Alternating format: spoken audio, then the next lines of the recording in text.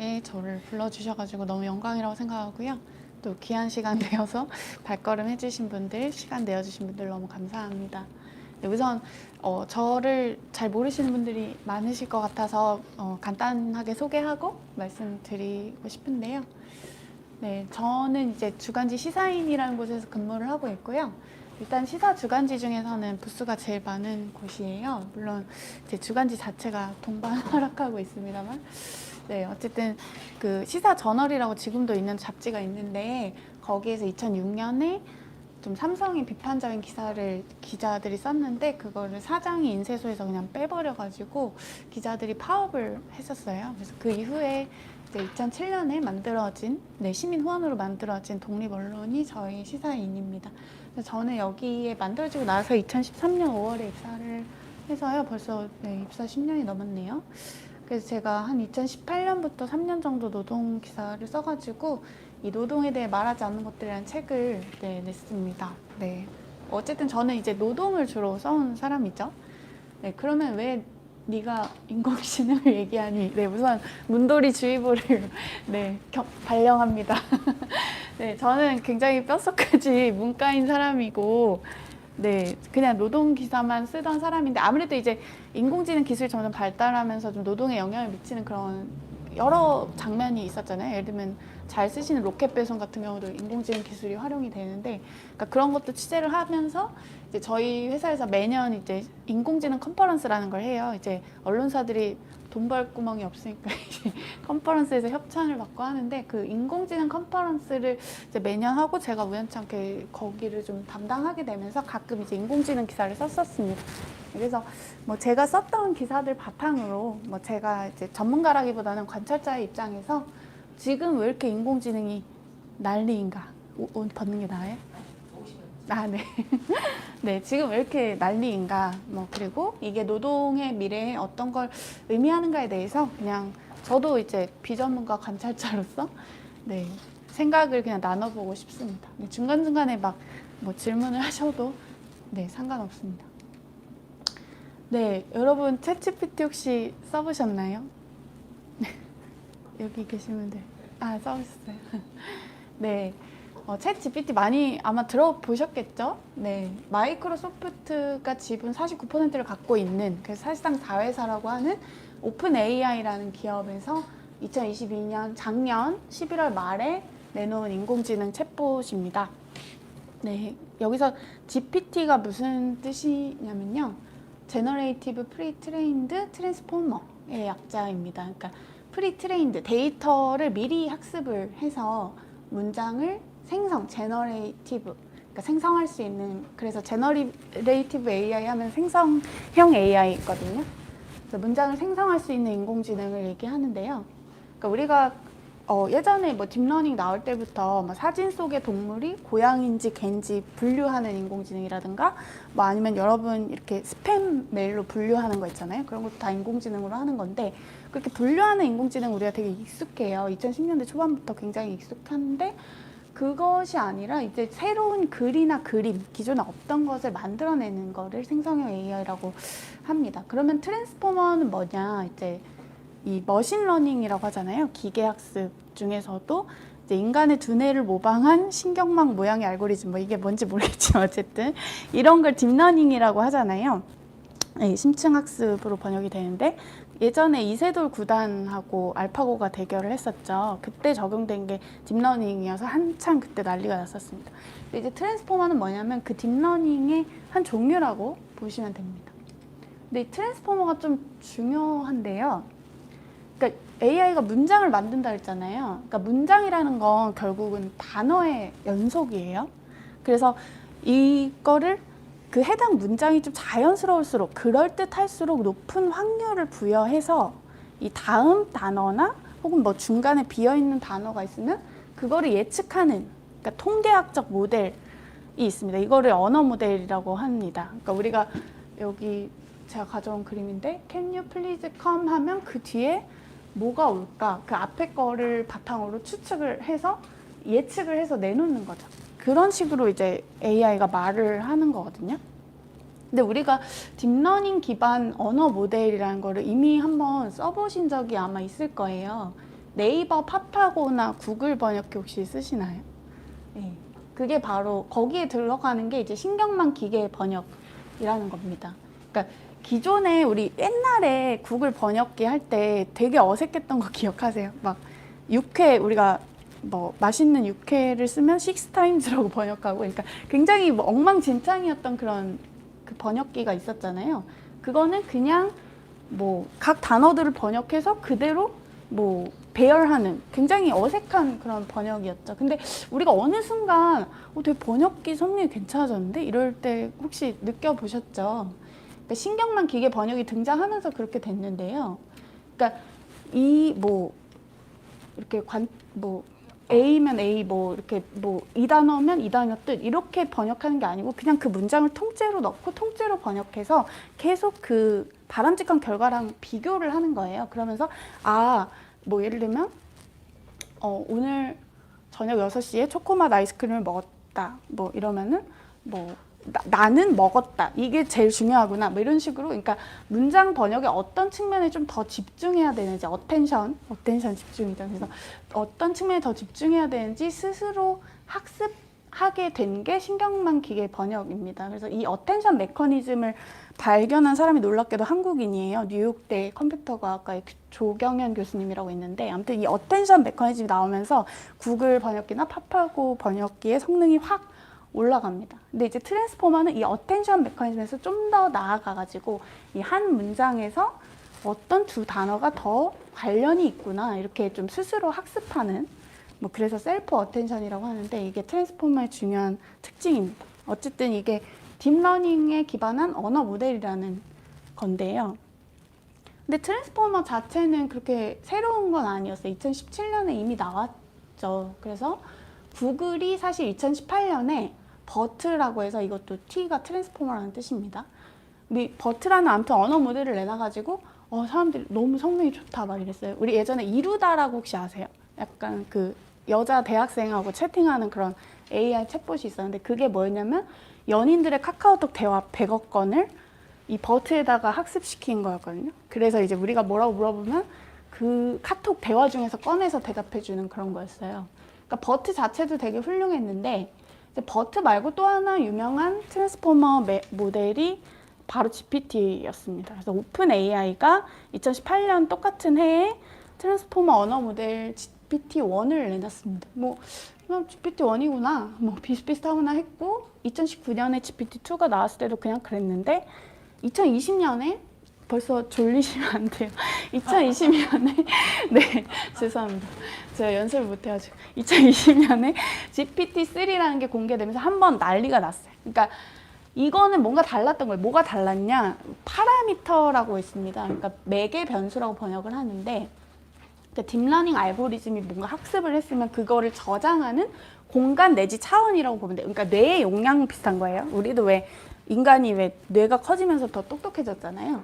그러니까 얘가 뭔가 커진 거예요, 용량이. 그래서 GPT-3는 파라미터를 1750억 개 갖췄다고 합니다. 그러니까 이거는 GPT-1의 1000배, GPT-2의 100배. 그러니까 뭔가 큰 애가 탄생을 한 거예요. 그래서 이거를 뭐라 그러냐면 아까 우리 원어 모델이라고 했잖아요. 그러니까 다음 단어를 통계적으로 예측하는 모델인데 거대하다. 이렇게 좀 1000억 개가 넘어간다. 이러면은 거대 언어 모델이라고 합니다. 그래서 이걸 라지 랭귀지 모델이라고 해서 LLM이라고 많이 불러요. 이게 외신이나 기사를 보시면 LLM이라는 말이 되게 많이 나옵니다. 여러분도 한번 기억하시면 좋을 것 같아요. 그래서 이렇게 거대 언어 모델이 한번 나오니까 난리가 났는데 그러니까 일단 용량이 큰데 용량이 크니까 많이 들어가잖아요. 그래서 얘가 뭘 학습했냐면 책 수천 권하고 뭐 위키피디아 등등 인터넷에 존재하는 웹문서 45테라바이트 이게 되게 텍스트라고만 생각해보면 웹문서 45테라바이트도 되게 큰 건데 이제 그거를 필터링해서 570기가바이트의 방대한 텍스트 말뭉치를 학습을 했습니다. 그러니까 이게 텍스트라는 걸 여러분 생각하시죠. 영상이 아니에요. 그러니까 기가바이트면 되게 많이 학습을 한 거란 말이죠. 그래서 얘가 이렇게 많이 학습을 하니까 무슨 일이 일어났느냐. 칼럼을 썼습니다. 이게 뭐냐면 2020년 9월에 한번 센세이션을 일으킨 칼럼인데 가디언 있잖아요. 영국 가디언. 근데 가디언의 편집부가 뭐 이러이런 설정을 주고 뭐 이 다음을 네가 써봐 이런 식으로 한 거예요. 그러니까 얘가 이제 인공지능으로서 인간한테 말을 거는 그런 칼럼을 쓴 건데 여기 보면 이런 말. 우선 나는 인간을 파괴할 생각이 없다. 사실 나는 당신들을 해치는데 아무런 관심이 없다. 그러니까 뭐 나를 무서워하지 말고 어쩌고저쩌고 이러면서 막 주저리 엄청 그럴듯하게 쓴 거예요. 그래서 이거를 이제 한 8번 쓰게 해가지고 편집해서 냈는데 이게 보시면 커멘트가 1000개 넘게 달리고 완전 난리가 났습니다. 그래서 이게 막 대단하다 막 이랬는데 사실 이때도 논란들이 있었어요. 그러니까 뭐 GPT-3라는 것이 뭐 예를 들면 의사나 막 이렇게 전문직 교수나 이런 사람들은 다 남자로 인식한다든가 뭐 아랍 사람한테 테러리스트 역할을 준다든가 막 이런 편향 문제도 있고 막 그래서 논란도 많고 그만큼 성능도 좋고 막 이런 상황이었어요. 근데 챗 GPT는 뭐냐면 이 GPT-3 아까 그거를 이런저런 문제가 있으니까 인간이 추가적으로 학습을 시킨 거예요. 그래서 GPT 3.5라고 합니다. 혹은 인스트럭트 GPT라고 표현을 하는데 그러니까 GPT-3가 여러 가지 문제를 일으키니까 그렇게 못하게 하도록 해야 될 거 아니에요. 그래서 예를 들면 어떤 질문에 대해서 인간이 답변을 쓴 다음에 인간 답변하고 비슷하게 하도록 계속 이제 조정을 시키는 거죠. 아니면 이제 인공지능이 무슨 답변을 했는데 이 중에 이게 더 좋아 이렇게 랭킹을 매긴다든지 아니면 너무 폭력적이거나 차별적이거나 윤리적으로 문제가 있는 뭐 이런 아랍인들은 다 테러리스트야 막 이런 말을 못하도록 어떤 이제 수정을 가하는 겁니다. 근데 이거를 하려면 인간이 있어야 될 거잖아요. 그래서 어쨌든 이 인간들이 이 GPT-3를 훈련시켜서 업그레이드 시켜서 GPT 3.5 모델을 만들었고요. 이 모델을 기반으로 이제 사람들이 챗봇으로 그러니까 챗봇이란 채팅을 할 수 있는 그런 인공지능을 만든 게 바로 챗 GPT입니다. 근데 이게 인간들이 만들었다고 했잖아요. 근데 누가 어떻게 얘들을 훈련시켰을까? 이 훌륭한 보도가 있었는데 미국 시사주간지 타임에서 그러니까 오픈 AI가 케냐 노동자들이 시간당 $2도 안 되는 돈을 주고 굉장히 잔인하고 폭력적인 글들을 보여주면서 일을 시켰다는 거를 폭로를 했죠. 그러니까 하청 업체, 지금 오픈 AI랑 뭐 하지 않는다고 하는데 그래서 이 그림 자체도 뭐냐면 이따가 말씀드리겠지만 생성형 AI라는 게 그림도 그리거든요. 그래서 오픈 AI가 만든 달리라는 그 생성 AI가 있어요. 그림 생성 AI. 거기에다가 뭐 이런 흑인 노동자들을 뭐 그려줘 해가지고 이것도 인공지능이 그린 그림입니다. 어쨌든 뭔가 상상이 되죠. 이렇게 케냐의 노동자들을 이런 식으로 뭔가 잔인하고 폭력적인 걸 보여주면서 인공지능을 학습을 시킨 거죠. 정말 작은 돈을 주고 뭐 그렇게 해서 만들어진 게 사실 챗 GPT입니다. 사실 뭐 챗 GPT 만드는데 어마어마한 또 에너지가 들어가요. 그래서 뭐 기후 위기나 이런 거 측면에서 과연 여기다 자원을 쓰는 게 맞냐 뭐 이런 논란도 있기는 합니다. 네, 근데 챗 GPT가 뭐가 그렇게 난리냐? 일단 지난해 11월 말 공개되고 나서 2달 만에 월 사용자 1억 명을 달성했어요. 이거는 뭐 전무후무한 스레드 전에는 뭐 거의 없던 네, 그런 일입니다. 그리고 이게 좀 놀라웠던 게 작년 11월 말에 GPT 3.5를 공개하고 3월 14일에 올해 3월 14일에 GPT-4를 갑자기 출시를 해가지고 사람들이 또 한 번 난리가 아유 너무 빠른 거 아니야? 뭐 이렇게. 그래서 지금 챗GPT 보시면 무료로 사용 가능한데 이거는 GPT 3.5 기반이고 이제 유료 버전은 그러니까 GPT-4는 유료 버전만 가능합니다. 월 한 $20 정도인데요. 근데 이 GPT-4가 구체적으로 파라미터가 그래서 몇 개 더 늘어났는지 막 이런 거는 공개하지 않은 걸로 알고 있어요. 근데 어쨌든 뭔가 성능이 더 좋다라고 알려져 있습니다. 그래서 지금까지 말을 한 줄로 요약하면 네, GPT라는 거는 어떤 인간의 말뭉치를 프리트레인드 미리 학습해서 다음 단어를 예측하는 방식으로 기존에 없었던 글을 생성하는 제너레이티브하는 언어 모델 트랜스포머인 거죠.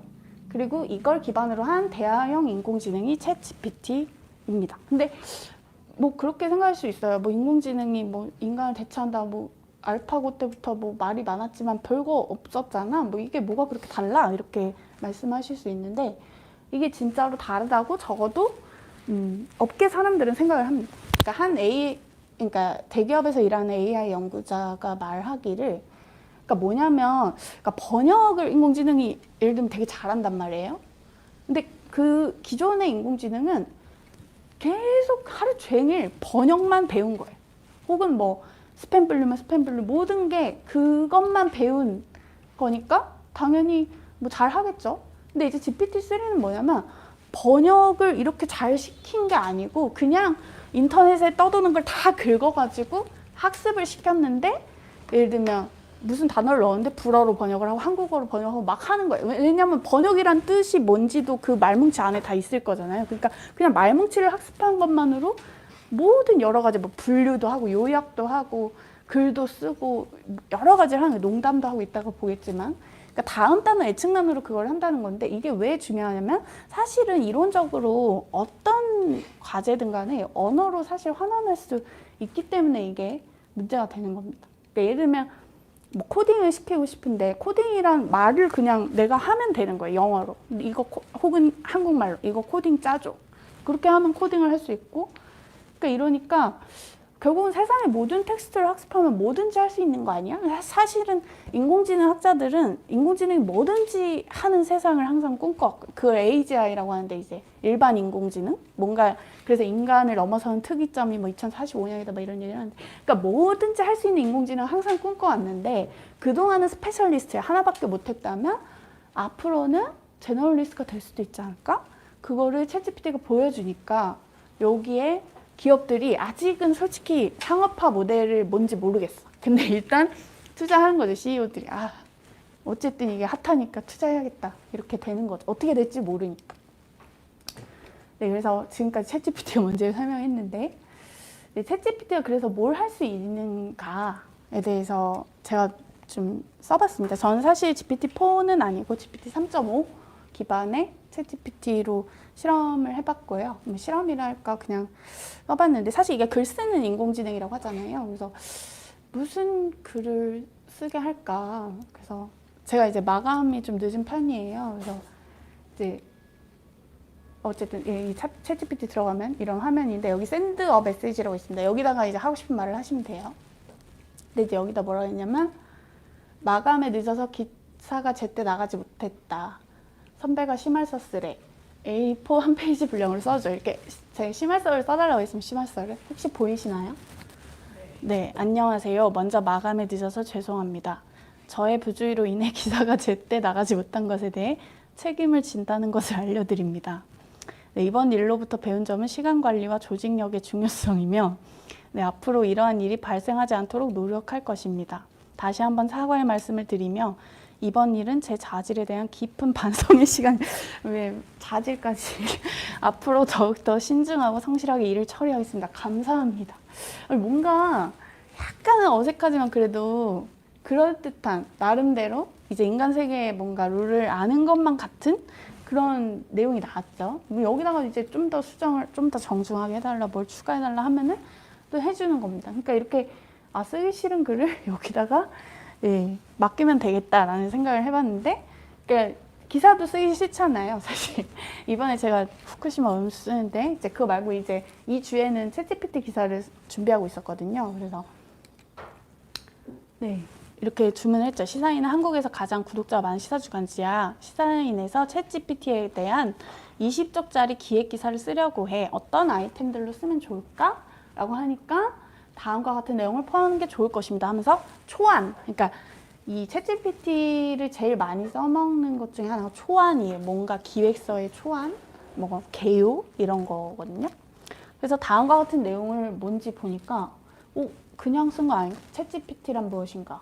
어떻게 작동하는지 설명하기, 발전 과정과 최신 업데이트 소개, 자연어 처리 분야에서 미치는 영향과 가능성, 활용한 적용 사례 및 성과, 챗GPT가 가지는 한계와 과제, 챗GPT 같은 자연어 처리 기술의 윤리적 고민과 해결 방안, 뭔가 이렇게 인간의 기승전결을 이해한 것 같은 그런 상당한 괜찮은 게 나왔죠. 그리고 다음과 같은 아이템을 활용하여 더욱 흥미로운 기사를 작성할 수 있다면서 이제 뭐 전문가의 인터뷰를 할 수도 있고, 적용 사례를 살펴보고, 뭐 실험을 해보고, 향후 전망을 하고, 윤리적 고민, 뭐 대체로 약간 비슷하고 뻔하지만 그래도 나름대로 그냥 뭐 갑자기 내야 되면 낼 수 있을 만큼 정도는 하는 거죠.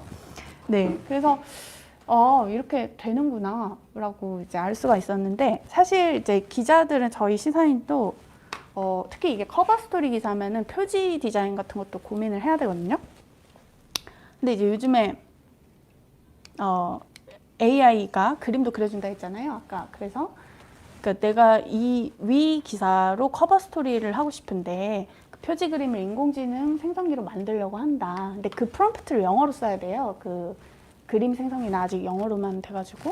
그래서 이 프롬프트, 이따 말씀드리자면 제시어 같은 그 프롬프트 명령어를 뭐라고 하면 좋을까라고 하니까는 뭐 여러 가지 제시를 해줍니다. 근데 이 중에 제일 위에 있는 거를 한번 넣어봤어요. 네, 그래서 어디다 넣었냐면 그 아까 달리라고 그 아프리카 여성들이 막 일하고 있는 그거 만든 게 달리거든요. 근데 그거 말고 미드저니가 요즘 더 사실 핫한 또 이미지 생성 AI입니다. 그래서 미드저니나 달리 같은 데다가 프롬프트를 주면, 그러니까 프롬프트는 작업을 지시하는 메시지를 말해요. 그래서 이거를 주면 그에 맞는 이미지를 생성을 하는데, 미드저니 혹시 써보신 분이 그렇구나. 네, 저도 일 때문에 써봤어요. 어쨌든 미술팀의 표정이 좋지 않더라고요. 어쨌든 미드저니에 가입해서 조금 어려운데 약간 디스코드라는 서버에 접속해서 어쨌든 그 왼쪽에 뉴비스라는 그 채팅방이 있어요. 거기 들어가가지고 슬래시하고 이미진 프롬프트하고 이 영어로 치면 되는 거예요. 그 영어로 치는 거를 아까 제시한 첫 번째 거 있죠. 인공지능의 진화를 표현하는 예술 작품을 만들라.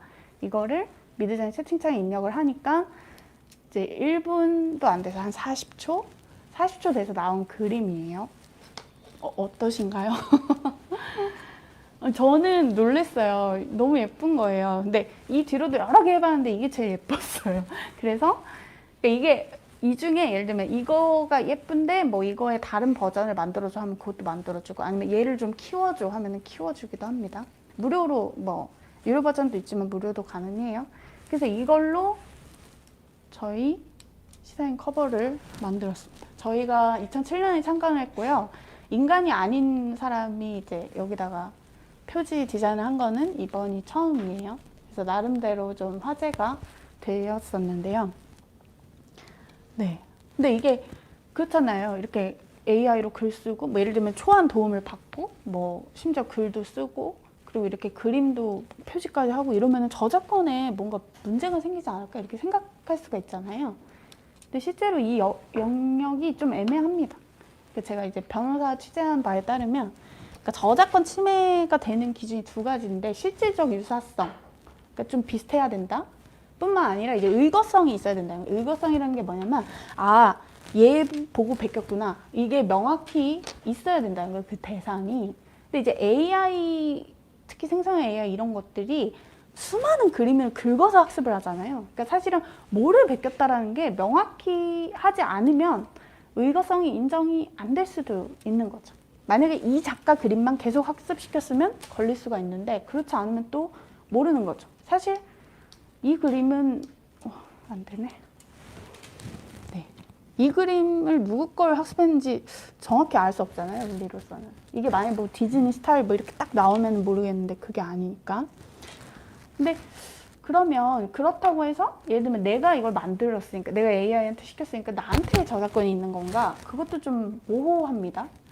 예를 들어서 최근에 미국의 저작권청이 판단한 게 있는데, 이제 미드저니로 그래픽 노블을 만든 거예요, 어떤 작가가. 근데 그 작가가 예를 들면 소설의 스토리도 짜고 뭐 그림도 배열하잖아요. 그러니까 그런 거에 대해서는 이 작가가 저작권이 있는데, 그 이미지에 대해서는 저작권이 없다라고 미국 저작권청이 판단을 합니다. 왜죠?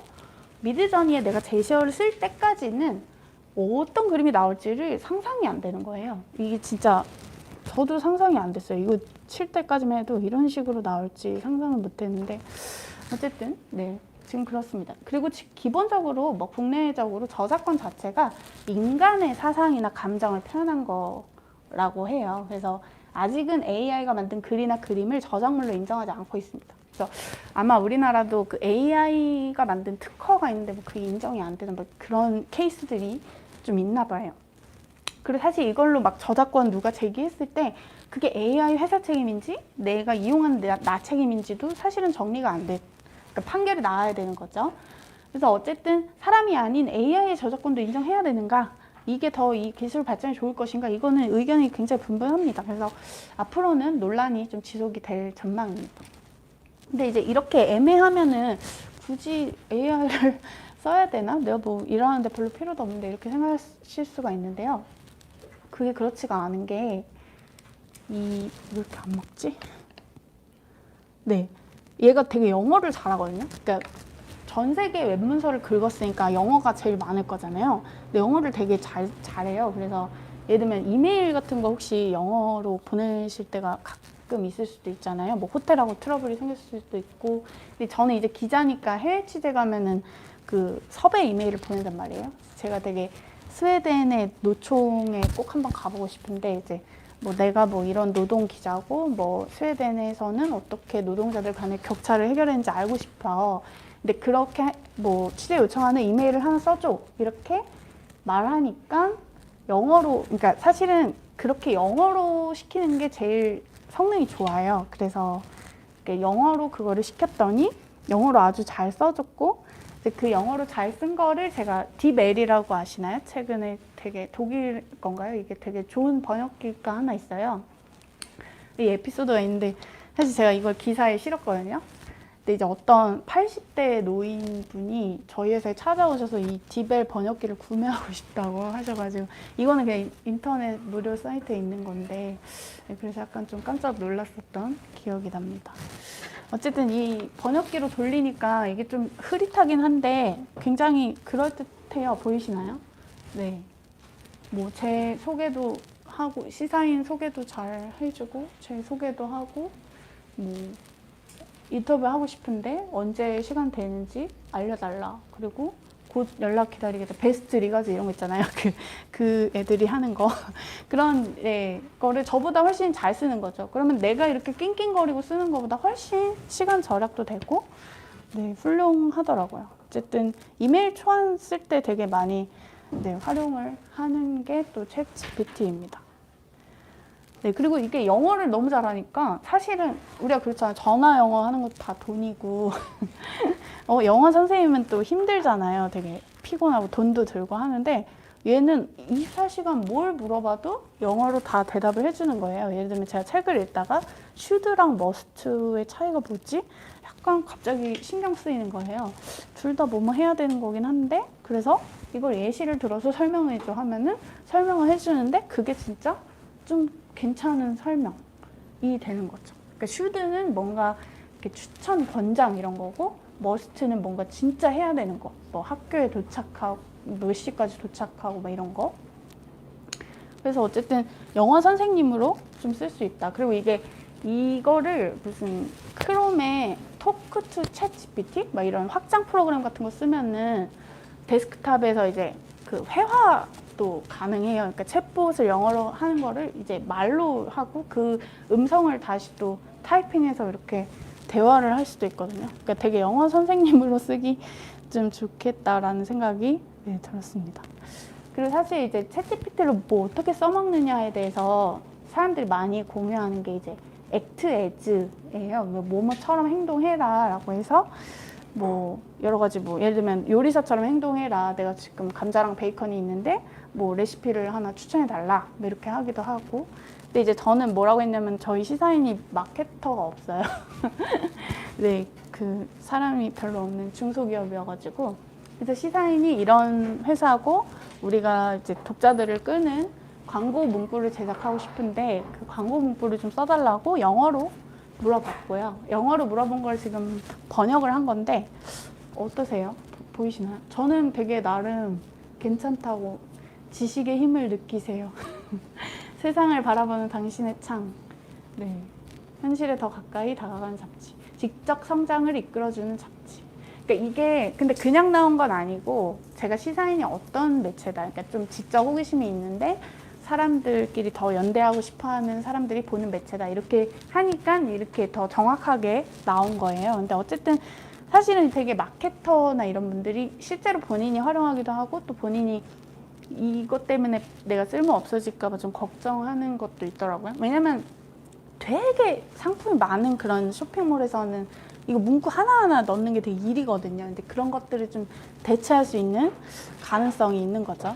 그래서 어쨌든 이 프롬프트를 좀 이용해 보셔도 좋을 것 같고, 사실 이제 이 프롬프트 안 써도 그냥 아까 코딩 얘기했잖아요. 그러니까 웹문서를 다 긁었는데 거기에 코드도 있는지 아무튼 코딩을 엄청 챗GPT가 잘 하는 걸로 유명합니다. 그래서 제가 이제 저는 사실 문돌이라고 했잖아요. 아까 코딩을 전혀 해본 적이 없어요. 그래서 이 초보자한테 재미있을 만한 그 코드 하나 짜달라라고 하니까 그 뭔가 숫자를 이렇게 맞추는 그런 5번 만에 숫자를 맞추는 그런 게임 코드를 하나 얘가 짜줬습니다. 그래서 이거를 그대로 이제 해야 되는데 이거를 뭐 파이썬을 다운받아서 하는 거더라고요. 파이썬 처음 받아봤는데 이제 받아도 좀 어려워가지고 이거 파이썬 어떻게 하는 거예요? 그러니까 또 가르쳐주고 해서 제가 실제로 실행시켜본 게임이에요. 그래서 27부터 시작해서 이거는 너무 높다 해서 17 하니까 이건 너무 낮아. 그래서 제가 이렇게 해서 결국 20이라는 숫자를 맞춘 거죠. 그러니까 뭔가 코딩이라는 걸 챗GPT 덕분에 처음으로 해볼 수 있었습니다. 그래서 사실은 이게 저가 그냥 뭐 맛보기로 하는 수준이 아니고요. 진짜로 하이 퀄리티 그 개발자들이 이걸로 도움을 되게 많이 받는데요. 그래서 요즘 코딩 할 때 챗GPT 없이는 안 되는 수준이라고 하더라고요. 그래서 이 명령 이런 거를 이 개발자들이 다 외우는 게 아니잖아요. 그래서 갑자기 이거 뭐더라? 이렇게 물어보면 거의 뭐 99% 정확도로 해준다는 거죠. 그래서 2시간에 할 일을 2분에 하게 됐다. 진짜로. 그 카카오에서 AI 번역하셨던 개발했던 양기창 씨가 그렇게 얘기를 합니다. 그래서 요즘 코더 뽑을 때 그러니까 코더를 덜 뽑기도 하고 그러니까 코더를 뽑을 때 그 원격으로 시험을 보나 봐요. 코딩 문제 풀게. 근데 그걸 챗GPT가 했는지 이게 약간 의심이 되는 그런 수준까지 왔다고 하더라고요. 그래서 어쨌든 뭐 사실은 이런 기능이 있는데 그 원래 코딩 하시는 분들은 그 코딩 하시는 분들의 그 커뮤니티에서 자기가 곤란한 그 문제에 대해서 검색을 했었나 봐요. 근데 이제는 그게 아니라 그냥 내가 곤란해하는 문제를 챗GPT한테 물어보는 거예요. 그러다 보니까 챗GPT가 우리가 구글 검색이나 검색하는 것 자체를 좀 대체하지 않을까? 사실은 이것도 되게 활발한 논란 중에 하나였습니다. 근데 지금까지는 좀 그러기 어려운데 일단은 서비스 운영하는 비용 자체가 구글 검색보다는 훨씬 높아요. 물론 그 비용이 낮아질 거기 때문에 뭐 아마 앞으로는 좀 다르겠지만 아직까지는 그렇습니다. 그리고 검색을 대체하기 힘든 게 사실은 할루시네이션이라고 들어보셨나요? 저도 챗GPT로 처음 들어봤는데 이제 환각이라고 해요. 그러니까 이 그럴듯한 문장을 예측해서 말한다고 했잖아요. 그러다 보니까 이게 팩트인지 아닌지는 모르겠고 그냥 그럴듯한 거를 그냥 말하는 거예요. 그래서 자기가 잘 모르는 거에 대해서도 이렇게 아는 척 말하는 게 굉장히 이 생성형 AI의 특징입니다. 그래서 여러분 혹시 세종대왕 맥북 던짐 사건 들어보셨어요? 아이패드 던짐 사건인가? 그러니까 세종대왕이 화가 나서 막 아이패드를 던진 그 사건이 있었는데 그걸 설명해줘. 이렇게 하면은 때는 언제였고 막 이러면서 진짜 설명하는 챗GPT가 그래서 이게 되게 유명한 밈인데 그러니까 어쨌든 이렇게 헛소리를 잘 한다. 그래서 오히려 이제 질문을 모호하게 할수록 더 헛소리를 잘 하니까 사실은 질문을 굉장히 구체적으로 해야 된다고 합니다. 그래서 예를 들면 뭐 부동산의 미래는 어떻게 될까 이렇게 막연히 묻는 게 아니고 지금 금리는 어떻고 주식도 어떻고 환율은 이런데 향후 10년은 어떻게 될까 이렇게 구체적이고 명확하게 물어야 그나마 답을 잘 해준다고 합니다. 그래서 뭐 산업화 시대 때는 우리가 지식을 많이 아는 사람 그리고 뭐 정보화 시대에는 정보를 잘 검색하는 사람이 좀 이렇게 잘 나갔다면 앞으로는 뭐 사람이든 AI든 좀 질문을 잘 던지는 사람이 중요하지 않을까 뭐 이런 예측을 하기도 합니다. 근데 어쨌든 이 할루시네이션이 어느 정도였냐면 그 GPT 3.5한테 제가 물었을 때 한국 대통령 누구야? 근데 2023년 3월 2일인데 대한민국의 대통령 이재명입니다. 이렇게 얘기를 하는 거예요. 바이어스가 있는 것이지. 네. 근데 최근에 제가 다시 해봤어요. 혹시 이 강연에 문제가 될 수 있으니까 다시 해보니까 한국 대통령 누구야? 하니까 제가 마지막으로 알고 있는 정보는 2021년 9월까지이므로 그 이후의 정보는 알려드릴 수 없습니다. 그러니까 얘가 학습을 많이 했다고 했잖아요. 그 학습한 데이터가 2021년 9월까지거든요. 그 이후는 딱 끊겨요. 그래서 2021년 9월 기준으로는 문재인이 대한민국 대통령이었지만 뭐 현 시점에선 다른 대통령이 취임했을 수 있다. 정보를 얻으려면 최신 소식을 확인해 보시라 이렇게 아주 겸손하게 말하는 거를 네, 볼 수 있었습니다. 근데 이거는 사람들이 이만큼 많이 해봤으니까 나중에 고친 거지. 사실 이렇지 않은 게 되게 많을 거 아니에요. 그러니까 사실은 되게 잘하는데 그렇다고 하는데 이러면서 막 갑자기 인용을 하면 그게 틀리는 거예요. 그래서 실제로 해외에서 챗GPT에 나온 판례 같은 거를 뭐 법 변론하는데 인용했다가 그게 전혀 없는 거여가지고 논란이 된다든가 뭐 그런 사례들이 실제로 나오고 있습니다. 그래서 제가 챗GPT한테 되게 여러 가지 시켜봤는데 이거 보이시나요? 끝말잇기를 세 글자로 하는 거 있잖아요. 쿵쿵따 같은 거. 제가 그거를 해봤어요. 끝말잇기 해보자. 세 글자만 가능해. 그리고 자전거라고 하는데 얘가 갑자기 거위털털이라는 거예요. 5글자를 말하는 거예요. 난 분명히 세 글자 이러면서 아니 세 글자만 가능하다니까. 그래서 이제 다시 해봐 이러면서 예시를 준 거예요. 자전거, 거북이, 이발소, 소시지. 예시를 주면 좀 잘 하거든요. 얘가 알아들어요. 그래서 소시지 하니까 지하철. 그리고 제가 철가방 하니까 얘가 방망이. 그래서 제가 이정표 하니까 표면적. 이렇게 딱 네, 하는 걸 볼 수 있었습니다. 물론 이제 초성 퀴즈 제가 그거 되게 좋아하는데 그거는 얘가 끝내 못하더라고요. 약간 한글에는 좀 아직 어려움이 있다. 네, 그리고 좀 제가 여러 가지 시켜봤는데 사실 농담이 재미가 없었어요. 제가 재밌는 농담 3개만 해달라고 했는데 이거 보이시나요? 왜 뱀은 계산기를 좋아할까요? 뱀파이어 때문이에요. 이게 도대체 무슨 유머인지 모르겠어서 제가 설명해달라고 했더니 뭐 뱀파이어는 뭐 뱀처럼 생겼지만 박쥐처럼 날개가 달린 괴물이고 뭐 백일몽 같은 판타지 세계에선 뱀파이어가 계산기를 사용한다고 상상할 수도 있는데 현실에서는 사용하지 않으므로 농담이 조금 어색하게 느껴질 수 있습니다. 죄송합니다. 급 사과를 하는 모습 볼 수 있었습니다. 어쨌든 좀 농담에 대해서는 못하는 것 같다. 아직은 인간이 이기는 것 같다. 근데 이제 반면에 또 시사인으로 제가 삼행시를 한번 써달라 했는데 이건 또 나름 괜찮더라고요. 10월에 떨어지는 빗소리, 사랑하는 이의 목소리가 들려. 인생은 이 순간이 아름다워. 이렇게 계속 시간은 빠르게 흘러가고 사람은 늙어가지만 인생은 여전히 아름다워. 시골길을 걷다 보면 사랑스러운 풍경이 눈에 들어와. 인생은 참 아름다워. 누가 상당히 인생이 아름답다는 얘기를 많이 했나 봐요. 그래서 뭐 이런 것들을 하는 걸 보면 약간 영감을 좀 얻을 때 뭐 아예 대체는 못하겠지만 쓸 수도 있지 않을까? 막힐 때가 있잖아요, 사람이. 그리고 제가 이제 이거는 기술이 우리의 일자리를 뺏을까봐 두렵지만 그래도 괜찮을 거라는 희망찬 노래를 다장조로 작곡 만들어줘 라고 하니까 노래를 만든 거예요. 이거 혹시 보이시나요? 이거를 누가 아무도 연주를 안 해줘서 아직 제가 알 수가 없는데 기술은 세상을 변화시키네. 우리의 삶도 변화하고 일자리가 사라질까봐 걱정해. 두려움이 날 괴롭혀. 하지만 그건 새로운 시작일 뿐. 새로운 기회가 찾아올 거야. 너도 할 수 있는 일이 많아. 자신을 믿어봐. 이러면서 후렴 코러스가 We can make it, we can make it. 기술의 파도를 타고 우리도 성장할 수 있어. 날개를 펴고 더 멀리 날아갈 수 있어. 나름 괜찮지 않나요? 그러니까 뭔가 이런 인간의 문법을 아는 것 같기도 하고. 그래서 제가 이걸 하면서 점점 의문이 들었어요. 도대체 인간이 쓴 글하고 인공지능이 쓴 글이 뭐가 그렇게 결정적으로 다른 것일까? 되게 좀 오묘한 그런 생각이 들기도 했습니다. 네, 그래서 넘어가는데 사실은 우리의 주제는 이제 노동의 미래인 거잖아요. 그래서 인공지능 기술이 도대체 일자리에 뭐 알겠어요. 이렇게 흥미로운 건 알겠는데 그래서 일자리에 어떤 영향을 주는가 사실 되게 먼 얘기처럼 느껴지실 거예요. 근데 이게 실제로 실현된 분야가 지금 있습니다. 국내에서 논란이 되고 있는 분야가 하나 있는데 네, 여러분 웹소설 보세요. 웹소설 안 보시나요?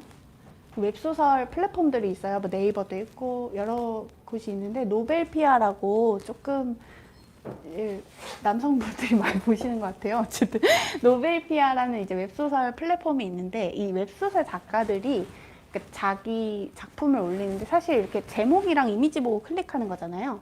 그래서 뭐 예전에는 이제 그림판으로 대충 하기도 하고 아니면 인간 작가한테 맡기기도 했는데 최근에는 이거를 AI로 그림을 아까 만든다 했잖아요. 그래서 AI로 그림을 만들어서 표지에 올리는 그런 경우도 상당히 있다고 해요. 그래서 혹시 이 그림 중에 AI가 그린 것 같은 그림을 아시겠나요? 답변이 없으시네요. 8번, 3번. 8번, 3번? 오. 8번, 3번. 네. 몇 번이요? 네, 아무튼 정답은 8번, 3번 맞았습니다. 8번, 3번 맞았고, 네, 그리고 4번, 네, 9번, 10번이죠.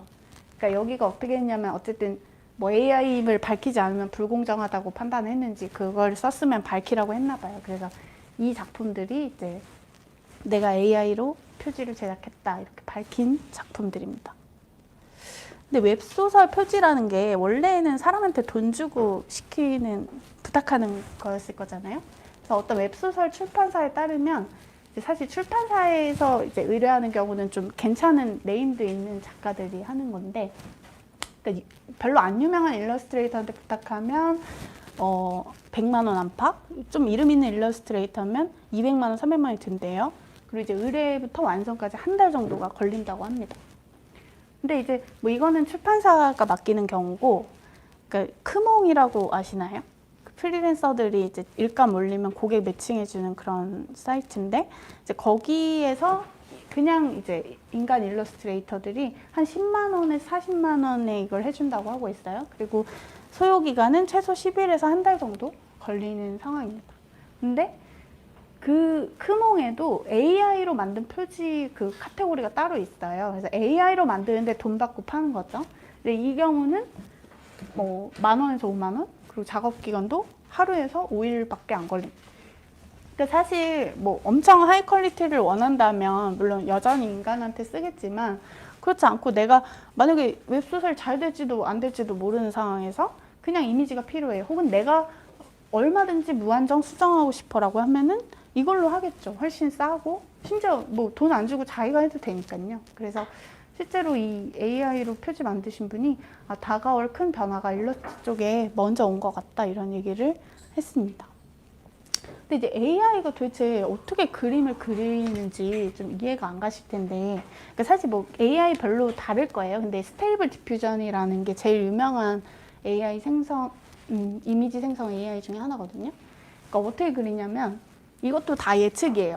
여러분 AI는 특히 생성 AI 다 예측입니다. 확률로 예측하는 거예요. 그래서 고양이 그림 있잖아요. 고양이 그림에 그 노이즈를 계속 점점 추가해서 알아볼 수 없게 망가뜨리는 거예요. 그렇게 망가뜨린 다음에 이번에 역으로 그 망가뜨린 거에서 어떻게 노이즈를 제거해야 고양이, 캣에 맞는 이 그림이 나오는가를 다시 역순으로 하는 거죠. 그래서 노이즈를 어떻게 제거할 것인가를 예측해서 그러니까 캣에 반응하도록, 저 그림이 나오도록 이렇게 인식을 하는 거예요. 그래서 이 방식을 수없이 반복을 하면서 이 노이즈를 어떻게 제거해야 이 그림을 낼 수 있는지를 이제 딥러닝으로 예측을 하는 겁니다. 그럼 이거를, 그러니까 캣하고 이 이미지를 연결해야 되잖아요. 그러니까 텍스트랑 이미지의 쌍이 필요한 거잖아요. 그 쌍을 인터넷 쌍에서 긁은 거예요. 50억 개가 넘는 이미지 텍스트 쌍을 학습을 시켰습니다. 이거를 어디서 했냐? 그냥 워드프레스 같은 뭐 개인 블로그라든가 디비언트 아트 아시나요? 뭐 약간 핀터레스트 비슷한 그런 건가 봐요. 어쨌든 자기 그림 올리는 막 이런, 아니면 게티 이미지도 쓴 거죠. 근데 문제는 이 긁어서 학습함에 있어서 따로 이 올린 사람들한테 동의를 구한다든지 뭔가 대가를 준다든지 이런 걸 안 한 거예요. 그러다 보니까 여기 게티 이미지 있잖아요. 게티 이미지가 이 스테이블 디퓨전은 이제 스테빌리티 AI가 이제 만든 건데, 이제 그 기업을 상대로 지난 1, 2월에 영국하고 미국에서 소송을 제기를 했습니다. 그러니까 얘네가 이미지 수백만 장을 게티 이미지 허가 없이 불법적으로 복사하고 처리하면서 저작권을 침해했다. 왜냐면 얘네는 다 돈 받고 파는 건데 이거를 그냥 무단으로 학습했다는 거죠. 그리고 이것뿐만 아니라 어쨌든 지난 1월에는 또 미국 캘리포니아 예술가 3명이 내가 동의하지도 않았고 보상을 하지도 않았으면서 내 작품을 이용했다, 학습에 이용했다라면서 이제 스테빌리티 AI랑 아까 미드저니 등의 소송을 제기를 했습니다. 그래서 이 게티 이미지 그 소장에 나오는 거예요. 그러니까 이게 게티 이미지 원본일 거잖아요. 근데 이걸 학습을 했는데 뭔가 AI가 생성한 그림이 이거야. 그러면 다른데 여기 게티 이미지에 일그러진 로고가 있네. 그러니까 이건 뭔가 게티 이미지 거를 학습했구나라는 증거가 된 것이죠. 그래서 이게 소장에 첨부가 된 이미지입니다.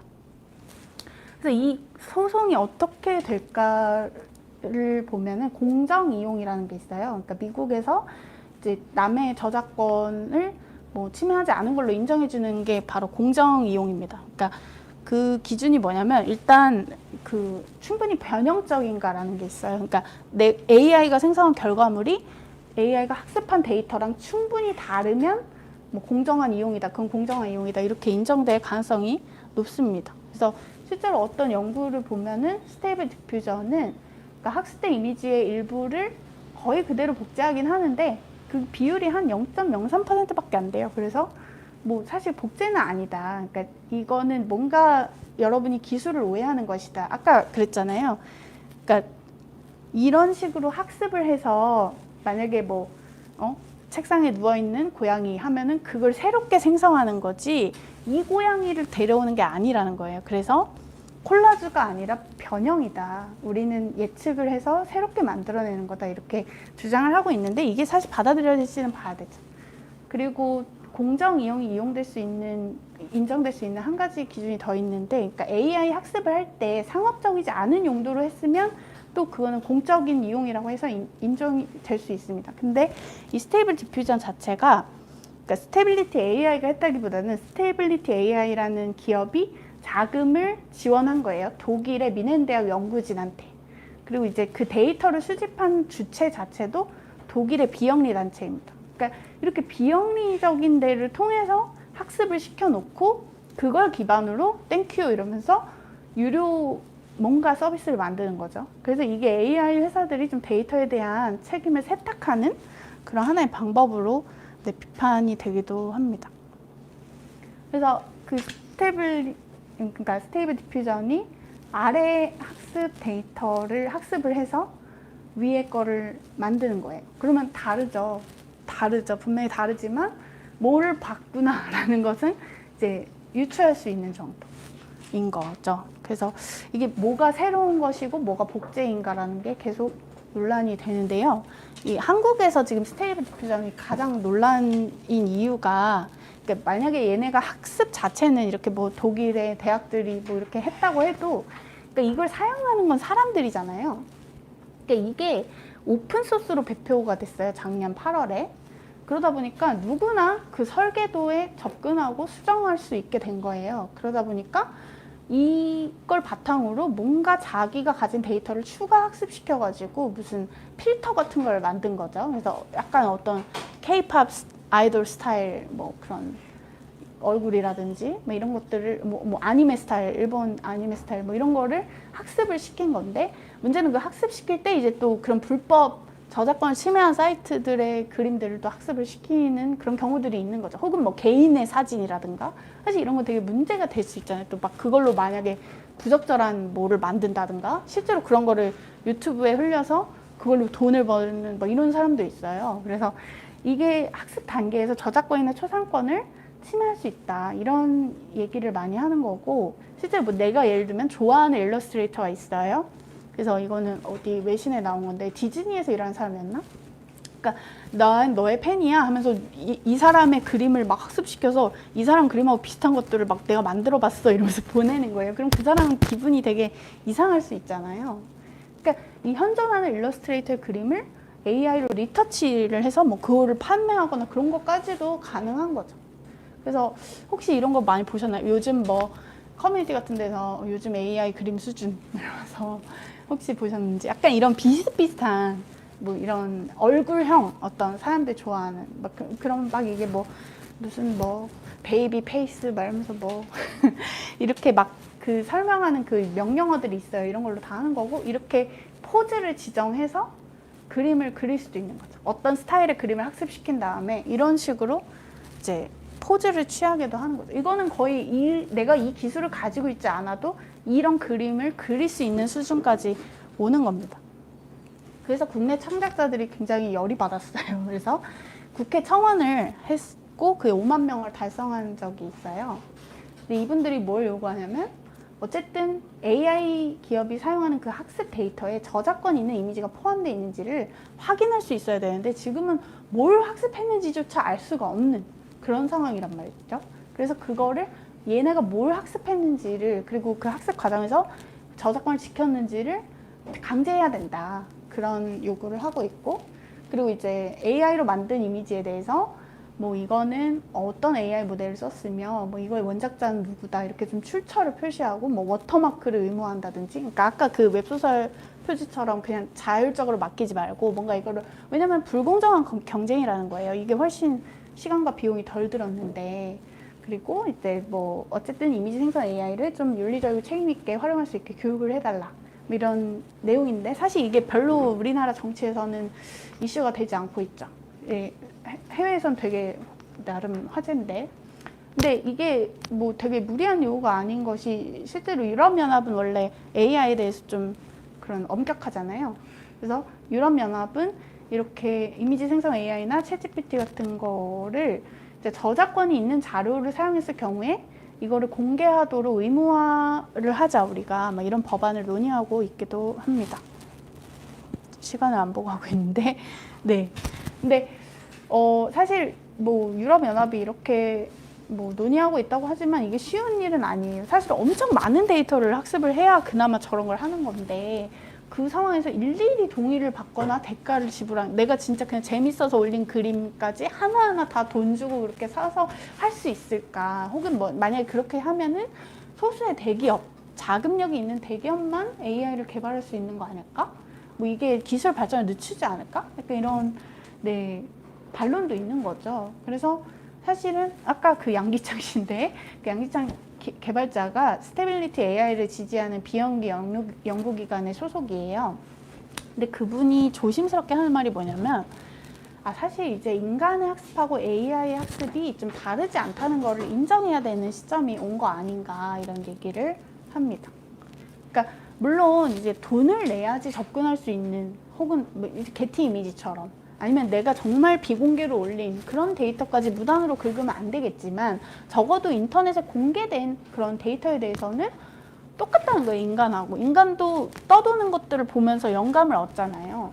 그러니까 사실은 그런 것까지 제한을 둬서는 안 된다고 생각한다. 그리고 이제 뭐를 베껴야겠다 이렇게 의도적으로 표절하는 건 규제해야겠지만 어쨌든 인간도 세상에 존재하는 수많은 그림을 보고 영감을 얻어서 새로운 뭔가를 만들어내잖아요. 내가 만들어내는 모든 게 뭐 소설도 마찬가지고 내가 본 것과 자유로울 수 없잖아요. 그래서 그런 점에서 사실 비슷한 거다. 우리가 되게 인정하기 싫지만 뭐 그런 얘기를 하기도 합니다. 근데 이제 뭐 일러스트레이터들은 그렇게 생각하지 않죠. 그러니까 사실은 우리가 인터넷상에 공개했다고 해서 그게 공공재로서 누가 학습하라고 하는 건 아닌데 사실 말이 좋아 학습이지 도용 아니냐 뭐 이렇게 좀 굉장히 냉정하게 반응을 합니다. 결국은 내가 이거 만드는데 노동력이 들어갔다는 거예요. 노력이 들어갔는데 그런 거를 인정하지 않고 그냥 기계로 굉장히 짧은 시간에 만들어낼 수 있는 것 자체에 대해서 좀 부정적인 거죠. 그러니까 사실은 이게 왜 문제가 되냐면 국내외적으로 화풍이라는 것 자체가 저작권법 보호를 못 받아요. 원래. 왜냐면 좀 너무 표현의 자유를 해칠 수 있기 때문에. 근데 이제 문제가 되는 거죠. 어디부터 화풍이고 어디부터가 표현인지.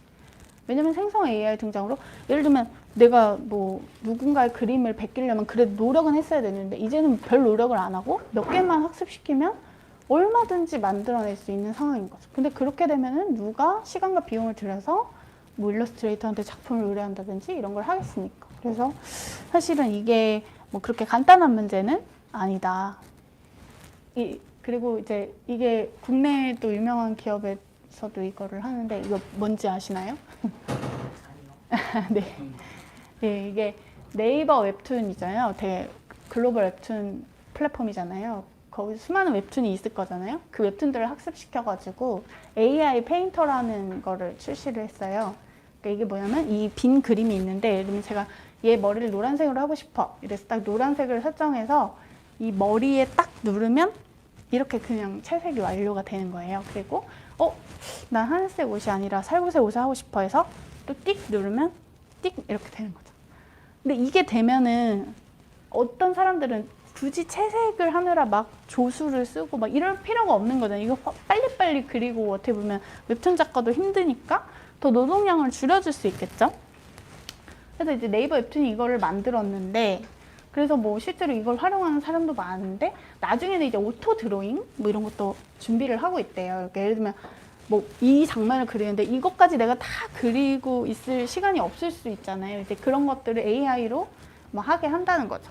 근데 이제 네이버는 뭐 이게 다 작가들한테 도움이 되기 위한 거고, 데이터 수집하는데 작가들 동의를 받았다고 하는데, 이게 또 웹툰 작가들의 입장에서는 꼭 그렇진 않은 것이, 웹툰 작가 노조 위원장의 말인데, 그 네이버에 연재하려면 사인해야 되고 협상력의 차이가 있는데 충분한 설명과 동의가 과연 이루어졌는지 의심스럽다. 그래서 만약에 지금은 무료 서비스지만 이런 AI로 네이버가 이익을 낸다면 그거에 대해서는 음악 저작권료처럼 어떤 식으로 좀 보상을 줘야 되지 않나, 뭐 이런 얘기도 하고 있습니다. 네, 그래서 이게 어쨌든 계속 되는 논란인데 특히 예술 분야에서 나오고 있어요. 이 그림 뭔지 아시나요? 아시죠? 예. 작년 8월에 그 미국 콜로라도주 박람회 미술 대회에서 디지털 아트 부문 우승을 차지했습니다. 스페이스 오페라 극장이라는 거고요. 미드저니로 만든 거예요, 이거. 그래서 그 작가인 제임스 앨런이 뉴욕타임즈에 예술은 죽었다, AI가 이기고 인간이 졌다, 뭐 이렇게 했는데, 근데 이 AI로 만든 걸 다 밝히고 상을 받은 거래요. 그래서 뭐 이 주최 측은 큰 문제가 없다고 했지만 사람들은 되게 충격을 받은 거죠. 근데 미드저니가 엄청 세세한 명령어를 쓰면 막 이런 그림도 그릴 수 있는 상황이 된 거고요. 이것도 아시나요? 이것도 AI로 만든 건데, 그 지난 4월에 독일 출신 사진 작가가 그 소니가 주최한 사진전에 얘를 올린 거예요. 근데 AI 썼다고 안 하고 올렸는데 이게 1위를 차지를 한 거죠. 그래서 나중에 이거 AI로 사실 만들었다 이러면서 수상을 거부했어요. 그래서 어쨌든 뭐 이 논란을 우리가 논쟁을 좀 더 해봐야 된다, 이런 얘기를 했습니다. 네, 그래서 지금은 예술에 일어나고 있지만 사실 이게 되게 어떻게 보면 저는 그랬거든요. 창작스러운 직업이 가장 늦게 대체될 거라고 생각을 했는데 어떻게 보면 생성형 AI가 그거를 완전히 뒤집은 거라고 볼 수 있을 것 같아요. 그래서 이게 외국에서 난리가 났는데 이제 미국 언론 비즈니스 인사이더가 AI로 대체될 가능성이 제일 높은 직무다라고 해서 자기들이 전문가들을 취재해서 꼽은 게 있어요. 보면은 뭐 코더, 프로그래머, 엔지니어 이런 사람들, 혹은 데이터 분석가 이런 사람들, 아니면 미디어, 네, 저널리즘도 들어있는데 어쨌든, 그리고 법률 산업 관련해서 좀 보조적인 일을 하는 사람들, 그리고 뭐 시장 조사 분석하는 사람, 교사, 뭐 아까 그 영어 선생님 되게 잘하겠죠. 그리고 이제 재무 분석, 뭐 트레이더, 그러니까 대체로 뭐냐면 회계사도 그렇고 좀 데이터로 예측하는 직업들은 상당히 위험할 수 있는 상황이죠. 그리고 교사도 어떻게 보면 가르치는 내용이 정해져 있잖아요. 그런 것들이나 그래픽 디자이너, 뭐 이거는 창작적인 거고, 혹은 뭐 콜센터, 뭐 이런 고객 서비스 종사자도 꼽히긴 했습니다. 근데 사실 이런 예측이 되게 많이 나왔어요. 그 지난 3월에 골드만삭스가 보고서를 냈는데 인공지능이 전 세계 3억 명 일자리에 영향을 줄 거다. 그래서 뭐 행정 업무의 46%, 법률의 44%가 자동화가 가능하다. 근데 이제 오히려 건설업은 6%, 뭐 유지 보수는 4%밖에 안 된다. 뭐 이런 예측을 하기도 했고요.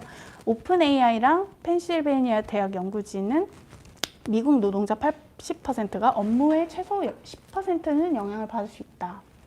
근데 이제 뭐 농업, 광업, 제조업은 오히려 영향을 적게 받을 거다. 그러니까 이거는 생성형 AI에 대한 얘기입니다. 근데 사실 그 인공지능 일자리에 영향을 준다는 게 좀 되게 모호한 개념이에요. 그래서 이거를 연구해온 사람은 영향을 받는다는 것 자체가 더 좋아질 수도 있고 나빠질 수도 있고 없어질 수도 있고 2배가 될 수도 있다는 의미다. 그만큼 이제 불확실성이 높다라고 얘기를 합니다.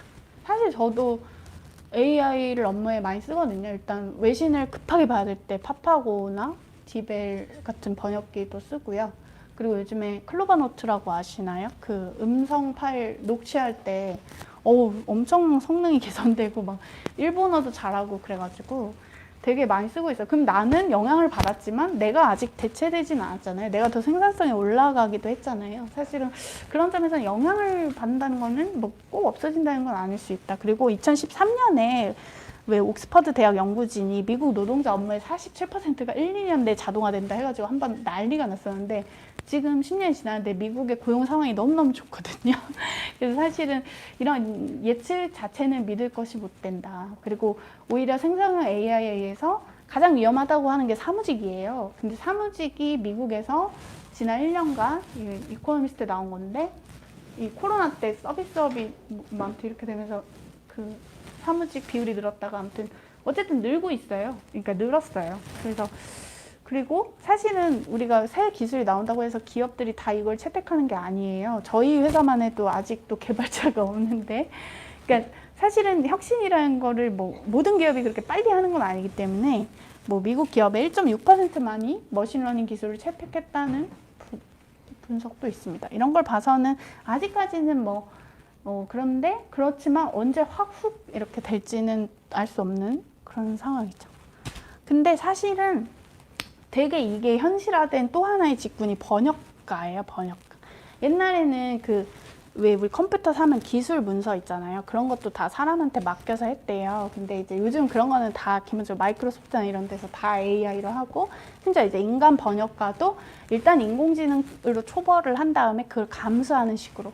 그러니까 그러면 일자리가 줄어든 건 아니지만 월급이 깎이는 거죠. 그거는 감수만 하는 거니까 좀 덜 주는 거죠. 그래서 사실은 번역가는 이거를 되게 많이 느끼고 있어서 기본소득 얘기를 하시더라고요, 이분이. 이 노승현 번역가님이라고 되게 과학책 많이 번역하는 분인데, 그러니까 수많은 사람들이 빅데이터로 기여하는데 인정을 못 받는다.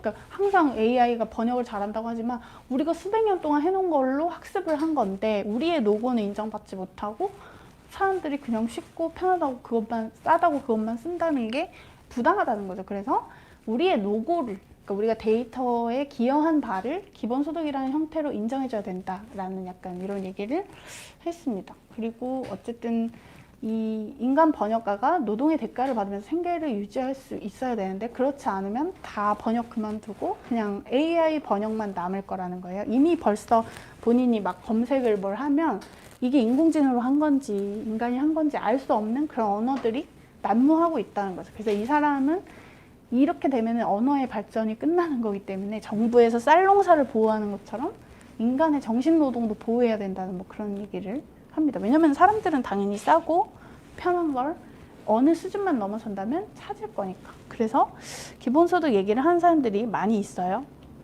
근데 꼭 그렇게 결론을 짓기는 또 어려운 지점이 있습니다. 혹시 권력과 진보라는 책이 최근에 나왔는데 보신 분이 계실지 네, 한번 보시면 좋을 것 같아요. 저도 서문만 읽었지만.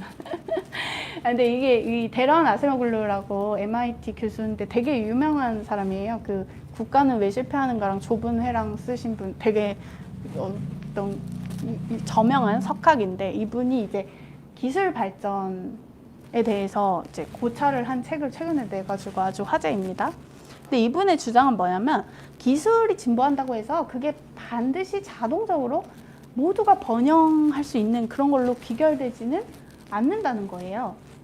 그러니까 왜냐면 예전에 중세 유럽에서도 한번 농업 기술이 확 발달을 했는데 그렇다고 해서 추가로 생산한 걸로 뭐 사람들이 다 좋아졌느냐? 그렇지 않았고 그 잉여 산출 대부분을 그 당시에 소수 지배층들이 막 대성당을 짓는 데 되게 관심이 많았대요. 그래서 그런 데 다 쓰였다는 거예요. 그리고 우리가 산업혁명이 일어났으니까 뭐 다 잘 살게 됐다 이렇게 생각을 하고 있지만 산업혁명이 일어나고 한 100년 가까이는 노동자들의 임금이 오르지도 않고 되게 열악한 생활을 하고 있었어요. 우리 조지 오웰이 막 그런 거 썼잖아요. 근데 이 사람들이 비로소 노동조합으로 조직되었을 때 이제 노동자 임금도 상승을 했다는 거죠. 그래서 결국은 기술 진보가 곧바로 모두의 번영이 되는 게 아니고 권력의 문제다. 이 사람은 그렇게 얘기를 합니다. 그래서 오늘날 세계 대부분의 사람들이 조상보다 잘 사는 이유는 그러니까 우리 앞에 있었던 산업사회에서 시민하고 노동자가 스스로를 조직해서 이 어떤 기술과 노동 여건에 대해서 상류층이 좌지우지하는 그냥 잉여를 다 성당 건립에 써버리는 그런 선택을 하지 못하도록 했고 그래서 기술 향상의 이득이 더 평등하게 공유되는 방식을 강제했기 때문에 우리가 이렇게 다 잘 살 수 있게 된 거, 최저임금이라든가 여러 가지 제도들이 있었잖아요. 복지라든가. 그래서 이제 이 일을 우리가 다시 해야 된다. 왜 지금 다시 기술 발전하면 다 잘 살게 될 거고 우리는 쫄쫄 굶어도 된다는, 왜 이거에 우리가 지고 있느냐, 다시 권력을 재편해야 된다, 이런 주장을 합니다. 근데 이 책이 인상적인 거는 아까 기본소득 얘기했잖아요. 이 저자들은 이거를 패배주의라고 보는 거예요. 왜냐면 디지털 기술이 발전한다고 해서 대다수 시민들이 일자리랑 소득을 잃게 될 거야, 이렇게 딱 체감을 하는 거잖아요. 그러니까 일자리가 어차피 없어질 거니까 뭔가 생계를 보장해줘야 돼, 그래서 기본소득, 이런 식으로 가는 거잖아요.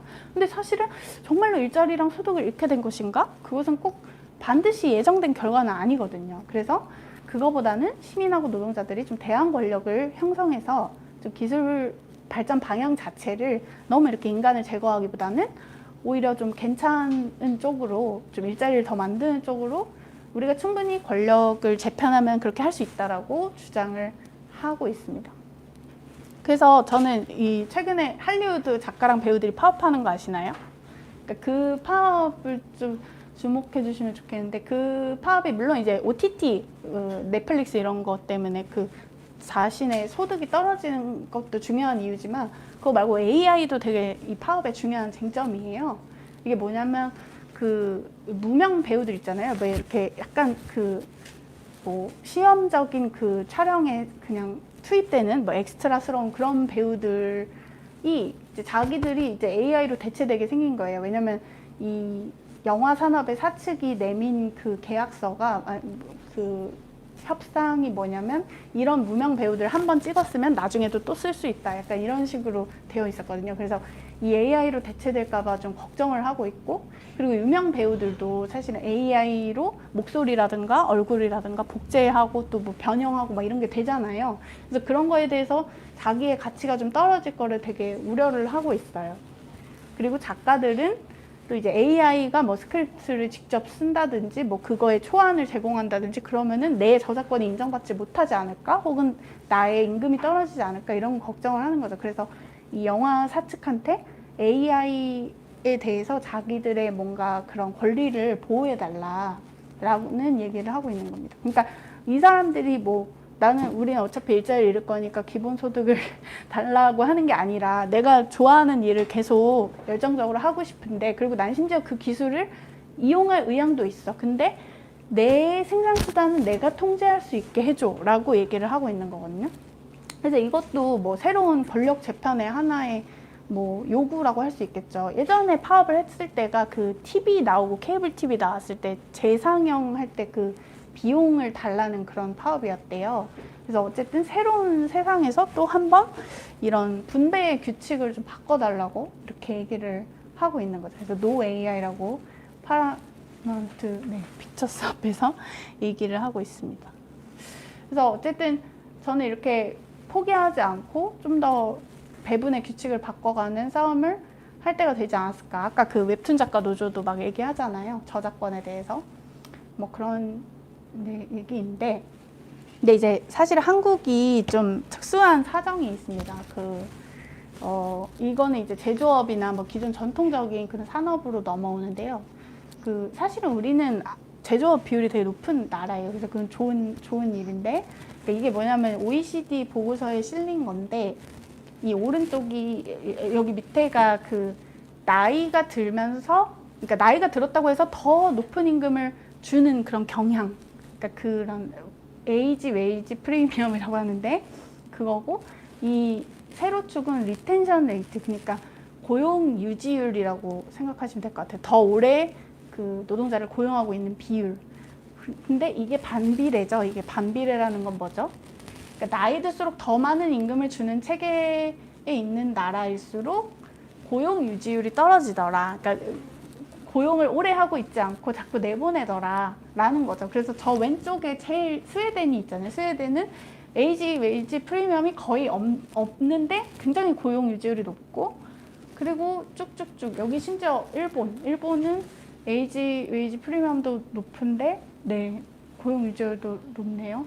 어쨌든 근데 이제 한국이 여기 있는 거예요. 가장 그 나이 프리미엄을 많이 주는, 그러니까 연공급적인 그런 임금 체계를 가지고 있고 가장 고용 유지율이 떨어지는 상황입니다.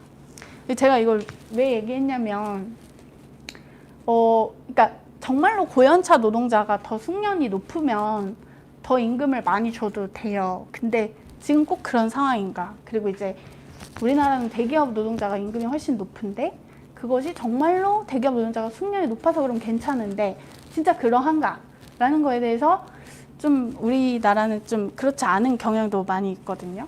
그러니까 예를 들면 뭐 현대차 같은 곳이 뭐 더 그런 높은 숙련의 일을 해서 임금이 높다기보다는 그냥 현대차니까 더 높은 그런 측면이 있거든요. 그래서 이게 왜 문제가 되냐면 우리가 이제 정년 연장을 해야 되잖아요. 우리가 정년은 60세인데 그 국민연금이 이제 65세부터 받게 되잖아요. 그래서 그 5년간의 갭을 채우기 위해서 정년을 연장해 달라고 막 하고 있는데 사실은 이게 기업들은 이 사람을 더 오래 데리고 있으면 뭐 이 사람의 숙련이 더 많아서 더 잘 쓸 수 있으면 그렇게 할 텐데 지금은 이 사실은 숙련하고 무관하게 좀 그냥 오래 다니면 너무 많이 받는 그런 경향이 있어요. 그래서 자꾸 한국에서 노동자를 오래 고용하지 않고 내보내는 거거든요. 그래서 이거는 OECD에서도 지적하는 거예요. 그러니까 임금을 뭐 많이 받을 수 있는데 그 숙련, 그러니까 일을 더 잘한달까. 어쨌든 뭐 숙련이 높은 그런 일에 임금을 많이 주는 것이 그러니까 고용 안정에 더 도움이 된다는 거죠. 그렇지 않고 숙련은 낮은데 임금은 높으면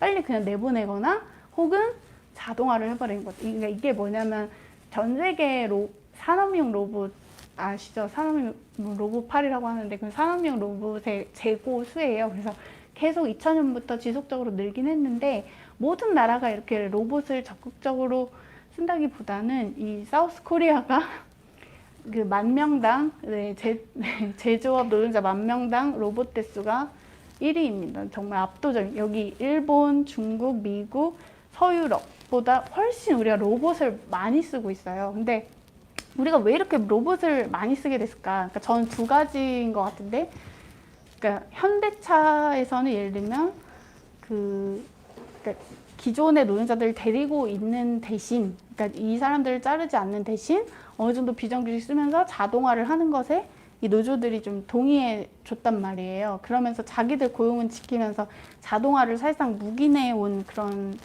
곳이에요. 그래서 사실은 그래서 굉장한 극적인 자동화가 이루어졌고 또 한편으로는 삼성은 정말 잘 나가는 곳인데 예를 들면 삼성 반도체 공장 거의 뭐 자동화의 끝판왕이잖아요. 그러니까 거기는 노조가 아예 없고 뭐 일하다가 백혈병을 죽어도 어쨌든 별로 노조가 그렇게 만들어지지 않은 상황에서 굉장히 또 자동화하는데 아무런 그런 제약이 없었고 아무튼 뭐 두 개가 되게 다르지만 어쨌거나 무슨 이유로 인해서 우리는 굉장히 뭐 모든 전 세계 사용자가 자동화의 유인이 어느 정도는 있겠지만 우리는 그게 굉장히 제한이 없이 좀 이루어진 측면이 있다. 그래서 우리가 이거를 돌릴 수 있는 하나의 요인은 결국은 우리가 숙련이 낮은데도 너무 높은 임금을 받기보다는 어쨌든 내가 하는 일에 필요한 숙련에 맞는 그런 임금을 받는 것이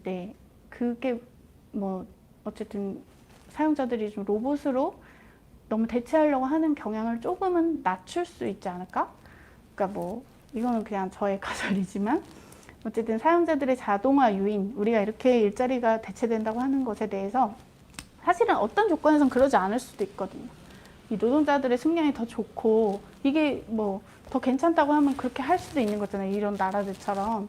그래서 사실은 공동의 번영, 아까 그 책이 얘기한 공동의 번영이라는 건 꼭 노사 간이 아니라 노동자 안에서도 예를 들면 더 일자리 자체에 진입하지 못한 사람들을 포함해서 전체의 번영을 위해서는 뭐가 더 좋을까? 우리가 이 극단적 자동화를 어떻게 좀 억제할 수 있을까? 뭐 그런 얘기도 뭐 한번 해보면 어떨까? 사실 이거는 이제 생성형 AI랑 큰 관련은 없지만 어쨌든 우리가 굉장히 로봇에 미친 나라라고 거의 뭐 이코노미스트는 그렇게 표현할 정도니까요. 우리가 어쨌든 이 부분에 대해서 좀 생각해 볼 여지가 있지 않을까 싶습니다. 네, 여기까지인데요. 아무튼 긴 시간, 아이고 50분이 다 됐네. 네, 말씀 들어주셔서 감사합니다.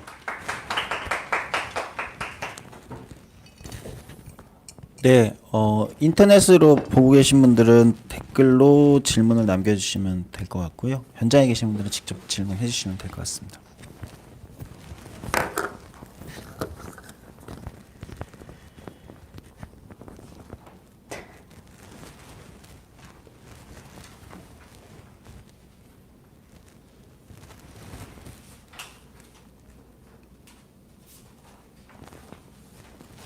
따로 없으신 분들.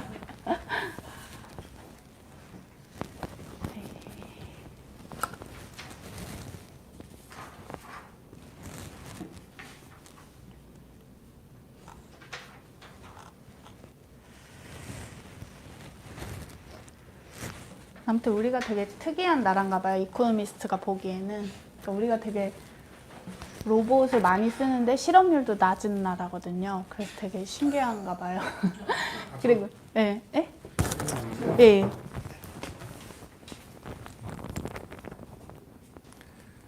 그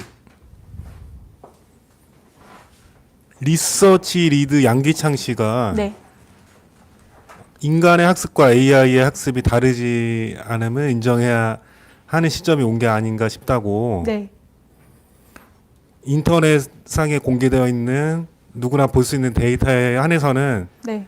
AI에게 학습시키는 행위에 대해서 제한을 둬서는 안 된다고 생각한다고 한 거를 네. 저는 좀 이해가 안 가거든요. 약간은 이게 어떤 변형을 시키기 때문에 AI, 네? 그 AI 회사에서 변형을 시키는 거잖아요. 자기들이 입력을 해가지고. 변형이요? 예. 아, 네, 네, 꼭 그대로 쓰는 게 아니고. 네. 예. 그래서 오히려 더 이렇게 얘기하는 게 좀 변명같이 느껴졌거든요. 저는. 예. 이거에 대해서 어떻게 생각을 하시는지. 변형시키면 안 된다는 취지신가요? 예, 변형을 아예 갖다 쓰든지 그 이미지를 차라리. 근데 그러니까 그거를 이제 보통 구글이나 이런 이미지를 그냥 뭐 사용을 해도 되는 경우가 있는데 그 원본 그대로 사용을 하는 건데 이거는 뭐 자기들이 다 이거를 가지고 데이터를 그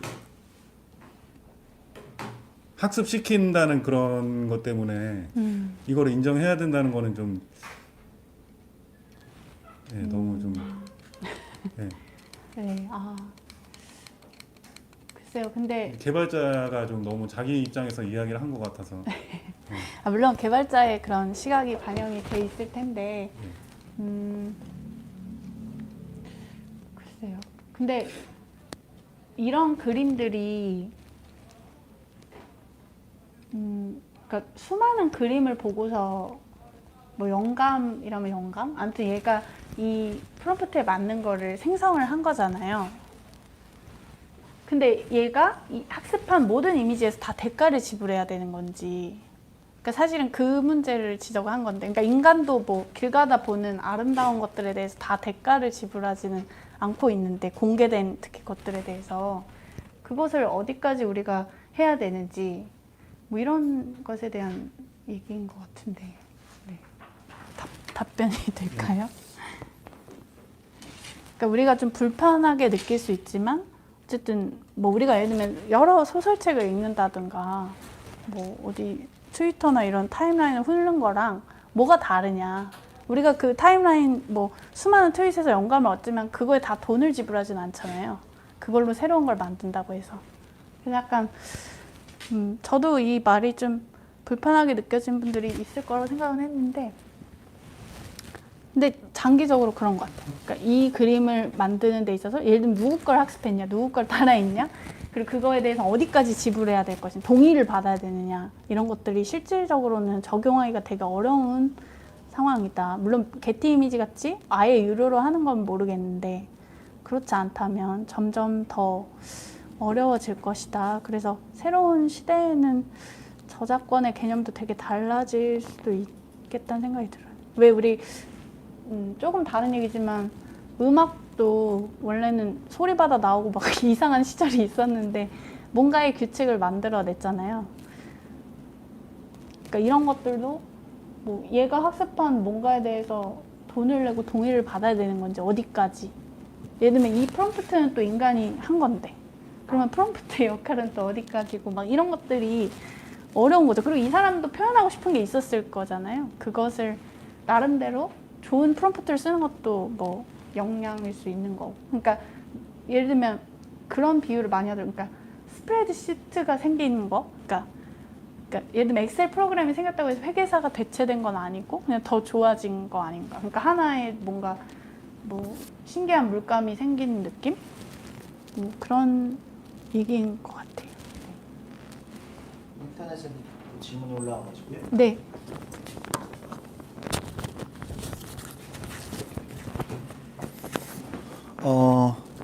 사마꽃님이 특이점이 오는 시기는 사람이 AI를 교육시켜서 될지 아니면 AI가 자체 학습을 통해서 가능할지 어떻게 생각하시냐고.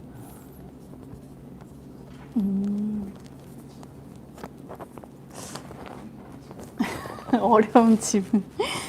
아, 글쎄요. 네. 뭐 이미 그런 얘기 하긴 하더라고요. AI가 서로를 학습시키고 서로를 교정해주면 더 빨리 좋게 발전하지 않겠냐. 뭐 그런 얘기를 개발자들도 하긴 하던데. 근데 저는 점점 사람이 가르치는 거랑 그 AI가 자체 학습하는 거랑 그 경계도 되게 애매한 측면이 있는 것 같아요. 또 사람이 생성한 데이터를 보고 또 학습을 하는 거니까. 그리고 사실 특이점이란 말이 뭔지 잘 모르겠어요. 그러니까 예를 들면 그 레이 커즈웨일이 말한 거잖아요. 2045년쯤에는 뭐 AI가 인간을 넘어설 것이다라고 하는데 지금도 이미 예를 들면 40초 만에 저런 그림을 그려낸다는 것은 인간을 어느 시점에선 넘어선 거 아닌가? 그리고 뭐 엄청 빨리 번역한다든가 이런 것들을 보면 이미 어느 시점에선 넘어선 거 아닌가? 약간. 그래서 제가 아까 조경현 교수님이라고 뉴욕대 컴퓨터과학과 교수님 있다고 했잖아요. 그 어텐션 메커니즘 만든 분, 그분을 제가 인터뷰했었는데, 그러니까 그분한테 이런 생성형 AI가 그 AGI라고 하는 일반 인공지능에 우리가 다가간 것으로 봐야 되냐 이렇게 얘기를 하니까 그분이 지능이 뭔데? 라고 물어보니까 그러니까 지능이 뭔지 우리 아직 정의를 못했다는 거예요. 왜냐면 지능 자체가 예를 들면 개나 고양이가 지능이 있는 것 같잖아요. 뭐 어떤 영리한 측면이 있잖아요. 근데 또 벌 같은 경우에 되게 멀리서도 뭔가 냄새, 향을 맡고 막 찾아오잖아요. 그런 거 보면 또 능력이 있는 것 같고. 그리고 뭐 지렁이 같은 경우도 예를 들면 따뜻해지면 올라온다든가 뭔가 이렇게 그런 능력들이 있잖아요. 그리고 예를 들면 사자나 뭐 이런 거에 비해서는 우리가 민첩한 능력은 또 떨어지고. 그러니까 지능이라는 것도 되게 스펙트럼이라는 거예요. 그래서 저는 특이점이라는 것 자체가 좀 애매한 측면이 있다. 그러니까 그 인간의 지능을 넘어섰냐 아니냐를 얘기하려면 지능이 뭔지를 알아야 되는데 그 지능이 뭔지가 되게 퀘스천이다. 뭐 그런 얘기를 했던 것 같습니다. 또 질문 있었는데요. 네. 남은경님이 마지막에 말씀 주신 공동의 번영이라는 키워드가 인상적이었다. 제조업 생산직만이 아니라 대기업 사무직 노동자한테도 로봇이나 인공지능 대체 가능성에 대처하기 위해 기계적인 임금 인상 관련된 사회적 논의를 할 필요성이 있을지, 만약에 노동자들이 대승적인 포기 또는 양보를 했을 때 사용자들이 악용할 가능성은 없겠는지. 네. 그러게요. 지금까지 항상 그래왔던 것 같아요. 그러니까 우리가 조금 임금을 억제하고 우리의 숙련에 맞게 하면 그거 그냥 사용자들이 인마이 포켓하고 뭐 추가 고용 이런 걸 안 하는 거 아닌가. 근데 그거는 예를 들면 추가 고용을 요구하면 되는 것이 아닌가? 그러니까 그 담보를 결국 노사협상으로 하는 거잖아요. 결국은 지킬 약속을 서로 하는 건데 예를 들면 좀 다른 얘기일 수 있는데 이제 부산지하철 노조에서 그 통상임금 관련 소송을 해서 이제 승소가 확실시 되는 거였는데 그 어마어마한 돈을 받을 수 있었는데 그 돈으로 신규 채용해달라고 사측하고 딜을 해서 성공을 했거든요. 그러니까 사실은 그런 약속을 왜 얻어내지 못할까? 왜 그렇잖아요. 우리가 독일 같은 데 가서 노조한테 사측이 약속을 안 지키면 어떡합니까? 이러면은 독일 노조들이 그게 무슨 말이야? 당연히 지키려고 약속을 하는 건데 이렇게 말한다고 하잖아요. 그러니까 우리가 좀 더 전략적으로 그렇게 좀 추가적인 고용을 위해서 쓴다라는 약속을 받아내는 것은 얼마든지 할 수 있는 부분이 아닐까. 네. 대기업 사무직에 대한 답변인지는 모르겠습니다만. 안영수님이 질문하셨는데 간단히 정리하면 그러면 이제 이런 변화에 대해서 노동자들은 지금의 노동자들은 어떤 준비를 하면 좋을까? 노동시장의 변화에 대해서 뭐 이런 또는 예비 노동자들도 포함되겠죠? 네. 그러니까 제가 어디선가 그런 얘기 들었던 것 같은데, 그러니까 대학생들이 의외로 챗GPT 이런 데 별로 관심이 없다고. 물론 뭐 대학생들마다 다르겠지만, 그러니까 생각보다 이거를 직접 써본 사람이 별로 없다는 느낌을 약간은 받거든요. 근데 저는 일단은 써보셨으면 좋겠어요. 일단은 왜냐면 특히 무료로 풀려 있을 때 이게 언제 또 유료로 되고 그들만의 그게 리그가 될 수가 있는데, 뭐 물론 그렇게 생각하실 거예요. 왜 내가 이걸 데이터를 보태줘야 되지? 라고 생각하실 수도 있지만, 사실은 써봐야 두려움도 좀 사라지고 오히려 얘가 이런 데선 좀 이상하네, 뭐 멍청하네, 그치만 이런 데선 어라? 약간 이런, 그러니까 어느 정도의 수준인지를 알아야 내가 대비라는 것도 할 수가 있는 거지. 특히 이제 내가 숙련이 있는 분야에서 얘가 어느 정도인지를 사실 써보지 않으면 모르거든요. 특히 그림도 마찬가지고. 그리고 이제 오히려 뭐 번역가 이런 분들도 뭐 예를 들면 저자한테 메일 보내기 전에 한번 문법 체크를 뭐 AI한테 맡기기도 한대요. 예를 들면 그런 식의 뭐 응용도 가능한 거니까 일단은 그게 첫 번째고, 그리고 어쨌든 뭔지 모르겠지만 자기만의 숙련은 있어야 되는 것 같아요. 그러니까 예를 들면 챗GPT한테 코딩을 맡겨도 내가 코딩 지식이 어느 정도 있어야지 얘가 틀린 걸 했을 때 캐치를 할 수가 있는데, 일단 그 뭐 도메인이라고 하나요? 아무튼 그 특정 분야에 대한 지식이 없이는 얘가 틀린 걸 했을 때 걸러낼 수가 없기 때문에 일단 뭔가의 되게 막연한 말이지만 뭔가의 숙련을 갖추면서 새로운 게 나왔을 때 되게 적극적으로 써보고, 최근에 또 네이버에서 하이퍼클로바라고 그러니까 네이버가 만든 챗GPT 같은 거예요. 그거를 최근에 출시했거든요. 그래서 이제 제 페이스북에 제가 이제 개발자 친구들이 조금 있는데 뭐 다 그 얘기 하는 거예요. 근데 이제 쟤들은 계속 저렇게 멀리 가고, 근데 내 주변에 그 얘기 하는 사람이 없으면 그냥 그거는 지나가 버리는 정보잖아요. 그래서 새로운 게 나왔을 때 좀 적극적으로 써보시면서 뭔지 모르겠지만 내가 좋아하는 뭔가에 대한 뭐 그게 지식일 수도 있고, 저는 좋아하는 일이라는 표현을 쓰고 싶은데 제가 좋아하는 일에 대해서 좀 잘 할 수 있는 그런 숙련을 높이는 준비를 함께 하시면 좋지 않을까 싶습니다. 네, 질문 또 있으셔가지고요. 강의 감사합니다. 잘 들었고요. 그래서 오늘 강의가 인공지능 관련한 거다 보니까 거기에 조금 더 초점 맞춰서 궁금한 게 있었는데, 이제 기술 발전이 공동의 번영으로 이어지려면 이 부분에서 이제 저자분이 기본소득론에 대해서 패배주의라고 비판한다고 말씀해 주셨는데, 사실 아까 인공지능에서 지식 IP 관련해서도 굉장히 뭔가 딱 이렇다 저렇다라고 지금 판결 내리기도 되게 어려운 상황이고, 그리고 어떤 모델에 어떤 것을 학습해서 그런 결과물이 생겼는지도 이렇게 말하기 되게 애매한 상황이잖아요. 근데 이런 상황에서 딱 무자르듯이 이거는 이 사람의 이만큼의 목 이렇게 인정해 줄 수가 없는 상황이어가지고 그 기본소득론이 나오는 것 같거든요. 근데 아까 로봇 관련해서 이제 뭐 기계와 이제 사람의 노동력이 경쟁했을 때 이런 이야기는 어떻게 보면 노동이라는 건 시간을 가지고서는 이제 우리가 일정 부분 이 사람에게 귀속된 몫이다 이렇게 인정해서 뭔가 이렇게 좀 더 뭐랄까 측정할 수 있는 부분이 약간이나마 있다라고 했을 때, 이제 이런 인공지능 부분에서 우리가 좀 더 조직화되고 공동의 번영으로 나가기 위해서 기본소득이 아닌 좀 더 움직임으로써 함께 할 수 있는 것이 있다라면 어떤 것들이 논의되고 있는지 좀 궁금했어요. 네, 다 너무 수준이 높고 어려운 질문들이 많이 있어서 일단 글쎄요, 뭐 기본소득 패배주의자라는 것에 동의하시는지 모르겠는데 그 얘기는 하고 싶어요. 그 기본소득론을 주로 말하는 사람들이 테크 기업의 사람들이에요. 그 기업가들이 그런 얘기를 많이 하거든요. 뭐 일론 머스크도 그렇고 뭐 그리고 제가 그 오픈 AI 그 하는 사람 CEO가 샘 알트만이 그 얼마 전에 왔었잖아요. 중소기업 벤처부가 초청해서. 근데 그 사람도 막 창작자들한테 보상을 해야 된다고 생각한대요.